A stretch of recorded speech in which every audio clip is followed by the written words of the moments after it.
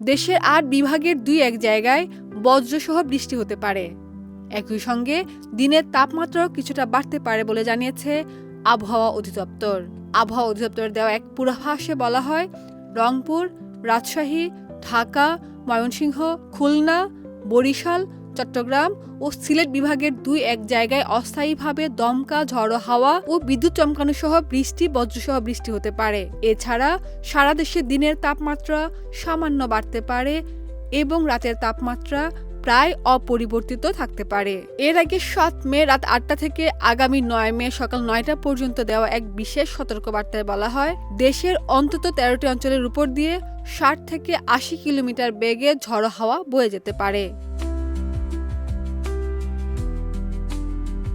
রাজশাহী, পাবনা, ফরিদপুর, কুষ্টিয়া, যশোর ও খুলনা অঞ্চলের উপর দিয়ে পশ্চিম অথবা উত্তর পশ্চিম দিক থেকে ঘন্টায় ৬০ থেকে ৮০ কিলোমিটার বেগে অস্থায়ীভাবে দমকা অথবা ঝড়ো হাওয়া সহ বৃষ্টি বা বজ্রসহ বৃষ্টি হওয়ার প্রবল সম্ভাবনা রয়েছে। এই অঞ্চলের নদীবন্দরসমূহকে ২ নম্বর নৌ হুঁশিয়ারি সংকেত দেখাতে বলা হয়েছে। অন্যদিকে ঢাকা, টাঙ্গাইল, ময়মনসিংহ, বরিশাল, পটুয়াখালী, নোয়াখালী ও কুমিল্লা অঞ্চলসমূহের উপর দিয়ে ঘন্টায় ৪৫ থেকে ৬০ কিলোমিটার বেগে দমকা অথবা ঝড়ো হাওয়া বয়ে যাওয়ার পূর্বাভাস দেওয়া হয়েছে। এই অঞ্চলগুলোর নদীবন্দর সমূহকে ১ নম্বর সতর্ক সংকেত দেখাতে বলা হয়েছে। খাদিজা নিপা, দেশ রূপান্তর।